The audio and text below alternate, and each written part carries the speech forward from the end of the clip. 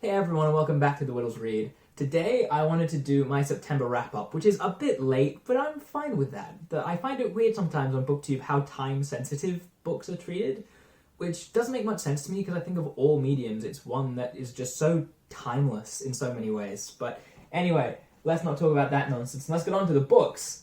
These are roughly in the order I'll talk about them in. And I'm not going to say a ton. Like, the thing I had most to say about was Down and Out in Paris and London, which I've done a whole separate video on. So if you want to see an in-depth talk about a book, that's where I'd go. So the first book I'm going to talk about, the first one I read of the month, is The Way of Kings Part 2 by Brandon Sanderson. I'd read Part 1 months ago, before I started the channel even. And so it's a weird thing because the books, because they're so massive, as you can see, this is only like part 2 and it's a few hundred pages long. It's just to split it up. So you really stop halfway through a book. So I've kind of been on edge waiting for an excuse to read it, and that did come from the Stormlight Archive read-along because the new book is coming out or has come out. And as you can see from the rest of the books I read this month, I kind of fell off of it a bit, but I'll talk about that in a sec. The book. I really enjoyed the book. It's a great fantasy book. There's a reason it is up there with some of the best fantasy written today. But as I've mentioned, this is actually a book that I talked about. I actually ended up cutting it out of that video. But that video I did recently on, what it is I read and changing my reading habits, this book actually inspired it. And not for the best of reasons. It's a great book that is well written, and if you enjoy fantasy and world building, it has some of the best world building ever of any book. It has such deep lore and such unique concepts that it does feel quite alien and different, which is really a compliment, which really does show the strength of this book, and that really is where the strength lies. The thing that I disliked about it is I felt it didn't have much of a purpose, and whilst it's stupid to assume every book or piece of art has to have a purpose, it just... I didn't find an ulterior or just like an alternative motive to read this book other than because it's fun, which isn't a bad thing, and I sound like an idiot when I say, oh, my problem with this book is that it was fun. That is not a problem. It's just there are some books that I read which I find are fun but also tell a bigger story or make some point. And even compared to other fantasies that I've read, like the foremost of which I'd say, Lord of the Rings and Name of the Wind, both of those books really captured human emotion well. Or even, not necessarily human, but they really had this drive, almost like a love of life, which almost made you inspired to read them because they were just beautiful to read, and they really made you feel deeply empathetic with the characters in both the highs and the wonders of the worlds they build, but also of the fear. The emotional scale of this book was just not as wide. There are some quite harsh times and some quite depressing, devoid times, and there are some kind of good moments, but the emotional spectrum was quite narrow. What it did brilliantly was, the last few hundred pages, there was what it turns out is a term, a Sanderlanche, I think is the term, which is just the end of a Brandon Sanderson book. The last few hundred pages you just have to plow through because the plot sucks you in. The plot's great, and in the end it comes together in this few hundred-page stampede where a lot of loose ends get solved and tied up, and a lot of questions get answered, and it very much, the heart's racing, there's a lot of shock and twists and turns, and so the plot is brilliant, and the way it ends is very well done. Without it, it was the kind of impact of a roller coaster rather than... So, shock, awe, twist, turn, fun, without being this kind of deeper, enriching experience. Which, I don't know, I might sound like a pretentious ass talking about all this, but that's the only thing I found about it, is I didn't look back on it and think that there was something in particular I took from it that will stay with me. It wasn't forgettable, but it also wasn't highly impactful. So after reading this giant epic tome, I wanted something a bit lighter, and that is when the little Black Penguin books come in perfectly. I hope you can see it on camera well. Oscar Wilde, Only Dull People Are Brilliant at Breakfast. I jumped into this thinking it was going to be a story, because, the other ones I have are little novellas. This one isn't. It's just kind of a loose collection of quotes. And so at first when I opened it up, I was quite disappointed because I was like, oh, this isn't really going to be a good insight into Wilde. I was completely wrong. The quotes in here are insightful and pithy and hilarious. It really does give such a good insight into Oscar Wilde, and V is really anxious and really looking forward to reading more Wilde. And so she read this too, and when she was reading it, she was finding it so funny that we developed this tab system where, God, I can't remember what it was. I think purple was both of us, pink was her, and yellow was me. And so there are just some, like, I'll read a few because it's not going to take very long. Here's a good one, and it's about books. And this one was a me quote. There is no such thing as a moral or an immoral book. Books are well written or badly written. That is all. Here's another one. For what is truth? In matters of religion, it is simply the opinion that has survived. In matters of science, it is the ultimate sensation. In matters of art, it is one's last mood. And I think that's a beautiful quote. Now, to balance things out, I'll read a V quote. Ooh, okay, here's a both one. Pleasure is the only thing one should live for. Nothing ages like happiness. And this is a V quote, and this is a very, I don't know, this is one of the ones I feel resonates most with who Oscar Wilde was as a character. If I were all alone, marooned on some desert island and had my things with me, I should dress for dinner every evening. Oh, and this is one that's brilliant. I have the simplest tastes. I am always satisfied with the best. So it just gives this sense of the philosophical mind that was Oscar Wilde, but also the ridiculous character. And yeah, it's just fun. And I never thought a book of loose quotes could be enjoyable in this way, but you can sit down in one sitting, it's only 50 pages, and just work through them and laugh outwardly. I didn't think something could be so funny in such loose anecdotes, because it's not written as comedy, it's just Oscar Wilde just saying the opinions that came to his mind. And so, yeah, absolutely loved it, and need to read more Wilde immediately. The next one, Sirens of Titan by Kurt Vonnegut. This is the second Vonnegut I've read, and I mentioned on, I think it was my Changing Reading Habits video again, about how I read Slaughterhouse 5, and I read it too quickly, and so I didn't actually take in any of what it was saying. So when I got to Sirens of Titan, I wanted to take my time and really process what happened. I didn't, I failed, and I did the exact same thing again. And it's annoying, but I feel like it's inevitable. I feel like the proper way to read Vonnegut is to read 5 pages a day, sit down for an hour, try to process what's happened, and then move on. You shouldn't read it in a sitting. You shouldn't read it in a few sittings, and I read it quite quickly.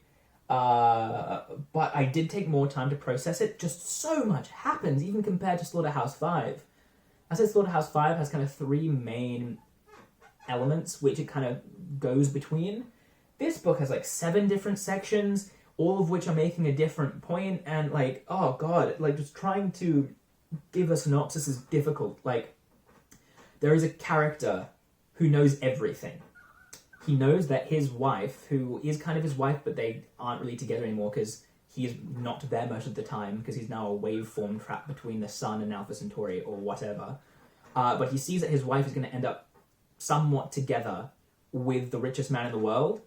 And he knows this is happening, and he knows it's inevitable, and informs his wife and the richest man in the world, who the wife hates, that those two are somehow going to end up together. And he is so terrified at the richest man in the world is so terrified at the thought of his future being a fixed thing that he had no control over. He destroys his fortune pretty much overnight, because only rich people could get to Mars, so obviously that will change it. Except there's an actual army on Mars planning to attack Earth, which is now kidnapping him, but it turns out that army was run by the dude who knew everything, and that the whole point of it was for people to sacrifice, for people on Earth to understand the importance of what they'd done, so they'd all be better people through this religion he made up, and was able to seem like it was a real religion because he could make predictions because he knew everything. And that sentence that I just said, that whole 30 seconds, 2 minutes of nonsense didn't make any sense to you, that's how the book feels. There is just so many things, but I saw a description of Vonnegut recently, which is just infinitely concise. He just gets rid of any, he creates these very vivid worlds, but he doesn't spend any time observing them. He says, this is the world, this is what's happening, okay, here's the plot, okay, that's done, moving on. He doesn't waste any time. He doesn't savor the moment. He doesn't want to. He just makes the point and moves on instantly to the next one, and you don't have any time to breathe. That book won't do that for you. you have to, if you want to break, stop reading it. Put it down, try to understand what's been said, and move on. And a lot is said on the nature of time, on fate, on human nature, on so many things that I could not eloquently say. There's so much to say about this book, but I am not going to make a book chat about it, purely because it would be 20 minutes of me making no sense. It is masterful in that there is somehow some sense out of the chaos, but to make any real sense of it, it has to be read, and it's you have to look up afterwards. I like the book now, almost a month after reading it, because I was able to process it for a second. And I had to do the same thing as I did for Slaughterhouse 5. I had to look up what people were saying about it, because this one, it definitely went better than Slaughterhouse 5. I knew what I was in for, I anticipated it somewhat, and it ended up being an experience I enjoyed, but still found hurt my head at times, because there are these wild, off-the-wall things that seem like they make no sense, but because they make so little sense in context of a story, you immediately sense that there is some deeper point being made that isn't being told to you, so you have to dig to find it. And that's the trick. That's the trick with Vonnegut. There's a reason for all of this crazy batshit stuff happening, and you have to work out what the hell it is. Reading Vonnegut, I believe, takes work. And it's worth it. And I enjoyed it. But I don't want to talk about it anymore. So I'm moving on. Down and Out in Paris and London. Again, I'm going to cut it really short here because I did a full video on it. One of my favourite books, easily of the year, maybe ever. No, definitely ever. It is... I never thought I'd enjoy a memoir as much as I have. Brief synopsis. The title is literal. He is completely down in his luck to the point of starving in many points during the book in Paris and in London. And just shows how corrupt and horrific and oppressive these systems are, and how much advantage they take of people who have no alternative. And it just shows how horrible people in those situations are treated, because for a while Orwell was one of them. And the only reason he got out was because he had a friend, he was from the upper class, he was educated, so he had friends in the upper echelon who were able to give him a job to get out of it. It wasn't through his own hard work and determination. He does this really brilliant analysis of poverty cycles, of you get this job where you work, 14 hours a day, 6 days a week, so you don't starve, but then you're working so much, you then get cheated out of your wages, so you barely get paid, but you live. And because you're working that job, you don't have any time or any money to seek out partnership or a partner or another job or learn any skills. So you have no choice. You can't get better. You can only stay where you are or starve. And that's in Paris. And then in London, he's a tramp for a while, where you have to go to these spikes, which is somewhere they let tramps stay for the night.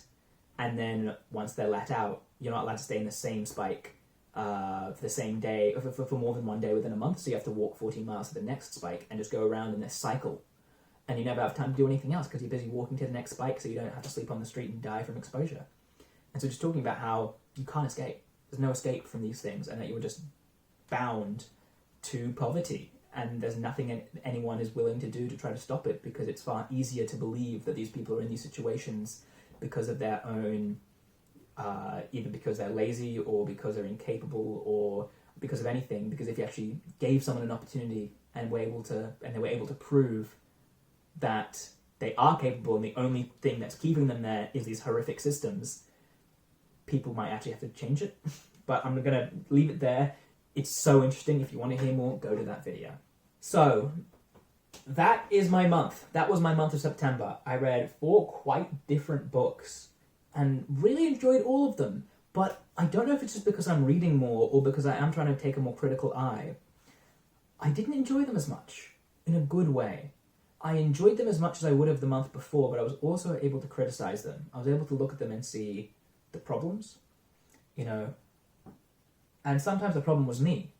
Like, with Sanderson, I felt there was no deeper purpose, there was no massive emotional spectrum. It was more of a plot for the sake of a plot, so that people are entertained and so that there's a twist at the end that takes your breath away, and it does those things well. But I didn't feel much for any of the characters. I didn't feel much in general, for the world even. There were some great action scenes, but I don't really like action. Unless it's a well thought out, brilliant, tactical play, it's not quite my thing. Oscar Wilde, I wish there was a story to it. This obviously isn't Oscar Wilde. I don't think Oscar Wilde compiled these quotes. They're just a bunch of quotes from him, and they're brilliant quotes, and he's obviously a brilliant person. The only problem with the book is that it's not a book. Well, it's a book, it's not a story. And so I want to get to that. Vonnegut. The word that comes to mind is a mess, but it isn't. It is such an organized, structured mess with so many things bolted onto it that it somehow forms a structure. It is an Empire State Building sized pile of junk that is somehow beautiful and says something important, because it's not just a pile of junk, it's a sculpture of junk.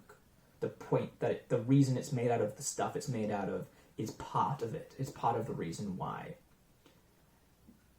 And that's probably a terrible, ill-fitting metaphor, but he just rattles through these, what each in their own could be in full 400-page sci-fi novels, and compacts them all into one 200-and-something page book, which you have to bloody, white-knuckle onto the seat as you're reading it, trying to understand where you've gone and what's happening, without it ever being complicated. It never gets difficult. It's all very simple things that are happening. You just have to try to work out why the hell they fit together, which is good and bad. It doesn't... Vonnegut's writing this for himself. He's not trying to make a point to someone. He doesn't give a crap if the person reading it knows what's going on. He's just writing it, and he's making his points, and if people can pick up on them, good for them, and if not, who gives a shit?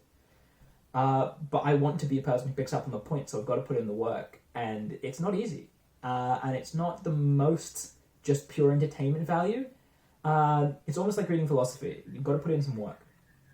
And then Down and Out in Paris and London is a brilliant book. It's flawless.